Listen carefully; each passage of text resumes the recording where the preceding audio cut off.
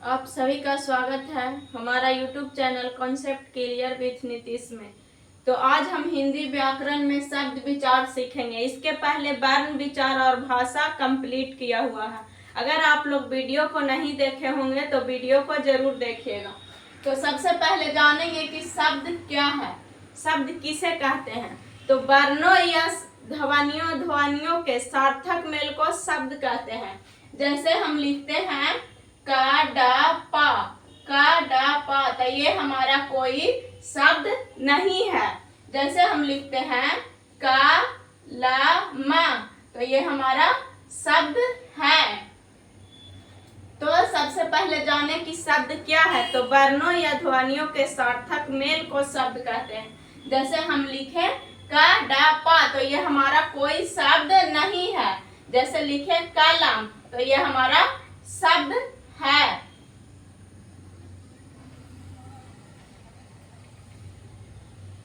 अर्थ के आधार पर शब्द दो प्रकार के होते हैं, सार्थक और निरर्थक। सार्थक शब्द का कोई अर्थ होता है, निरर्थक का कोई अर्थ नहीं होता है। जैसे आम पानी तो इसका अर्थ होता है निरर्थक। मा इसका कोई अर्थ नहीं है। रघई इसका क्या अर्थ होता है, कोई अर्थ नहीं है। जैसे हम लिखते हैं निरर्थक होता है जो सार्थक के साथ साथ चलता है। जैसे लिखते हैं चाय बाय चाय वाय तो ये वाय है जो हमारा निरर्थक है। ये हमेशा सार्थक के साथ चलता है। इसे हटा भी देंगे वाय को तो हमारा चाय पर कोई प्रभाव नहीं पड़ता है। यानी निरर्थक शब्द है जो सार्थक के साथ चलता है और निरर्थक को हटाने पर सार्थक शब्द पर कोई प्रभाव नहीं पड़ता है। जैसे हम लिखते हैं खाना वाना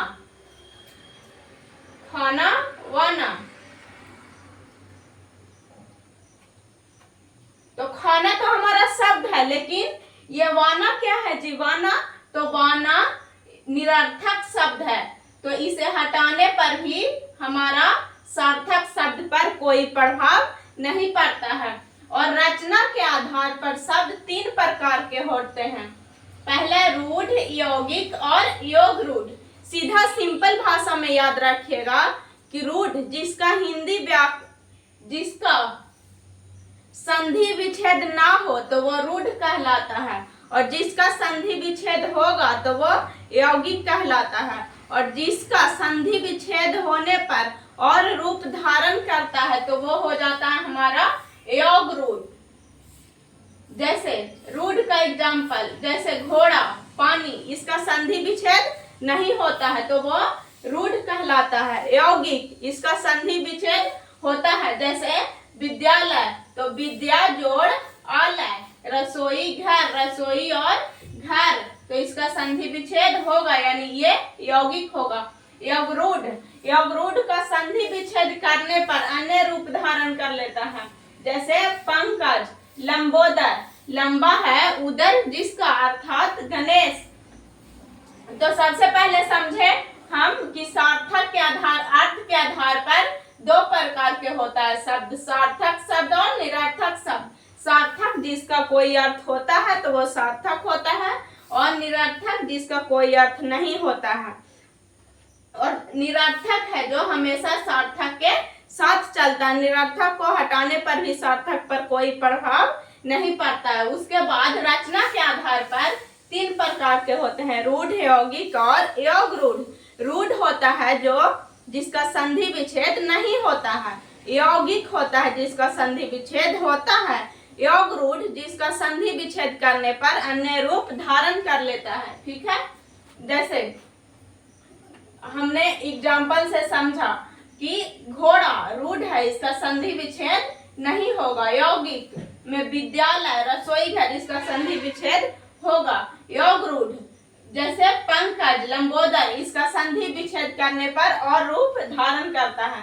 और इसके बाद है रूपांतरण के आधार पर शब्द दो प्रकार के होते हैं, विकारी और अविकारी। विकारी जो लिंग वचन और कारक के साथ बदलता है तो वो विकारी कहलाता है। जो लिंग वचन और कारक के साथ नहीं बदलता है तो वो अविकारी कहलाता है। जैसे लड़का, लड़के, लड़कों, तो ये हमारा लिंग वचन और कारक के अनुसार बदल रहा है तो ये हो गया विकारी। विकारी में ही संज्ञा, सर्वनाम, क्रिया और विशेषण आता है। इसी से हमारा व्याकरण की शुरुआत होती है। ये संज्ञा है, सर्वनाम है, क्रिया है, विशेषण है जो विकारी है। अगर क्रिया विशेषण रहेगा तो वो अविकारी हो जाएगा। क्रिया विशेषण और अव्यय, अव्यय और क्रिया विशेषण अविकारी है। अविकारी, पीला अविकारी है। पीला क्या हम कह सकते हैं पीला, पीले, पीलो, ये नहीं कह सकते, यानी ये लिंग वचन और कारक के अनुसार नहीं बदलता है तो वो अविकारी होता है। तो विकारी और अविकारी समझ चुके। उसके बाद उत्पत्ति के आधार पर शब्द 5 प्रकार के होता है। पहला तत्सम, तत्भव, देशज, विदेशज और संकर शब्द है। ठीक है,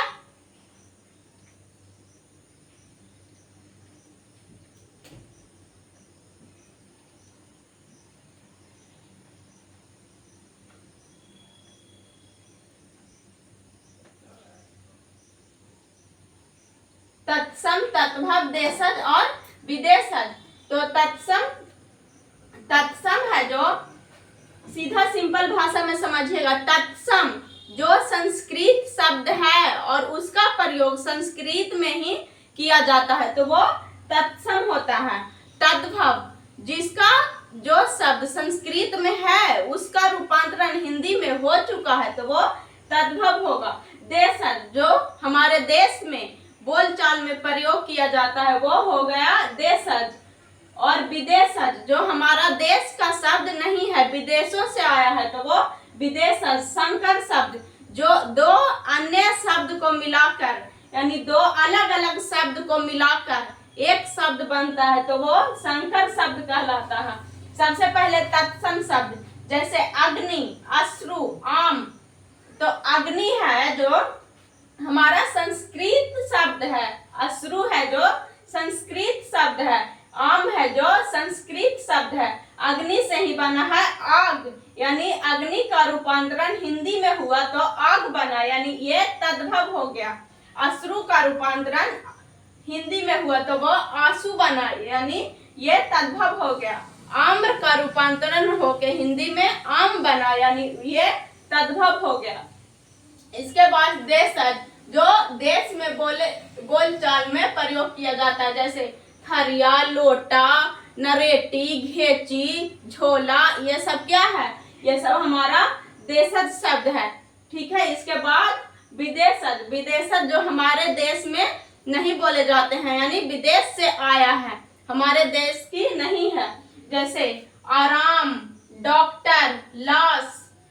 आराम फारसी से आया है, डॉक्टर अंग्रेजी और लाश तुर्की शब्द है। ठीक है, आराम हमारा देशज शब्द नहीं है, ये विदेश से आया है। डॉक्टर विदेश से आया है, लाश विदेश से आया है। इसी तरह से और है स्टेशन, ये सब विदेश से आया है। अदालत, ये सब विदेश से आया है। जैसे और इसका एग्जाम्पल देखते हैं, तो जैसे अब इसके बाद संकर समझते हैं। तो संकर शब्द है जो दो अलग अलग शब्द से मिलकर एक शब्द बनता है, जो संकर शब्द है। जैसे वर्ष, जोड़, गांठ। वर्ष हमारा, वर्ष है जो हमारा संस्कृत शब्द है, गांठ है जो हिंदी शब्द है। वर्ष हमारा संस्कृत शब्द है और गांठ है जो हिंदी शब्द है, दोनों को मिलाकर बना वर्ष, गांठ। तो ये हमारा संकर शब्द हो गया। जैसे टिकट और घर।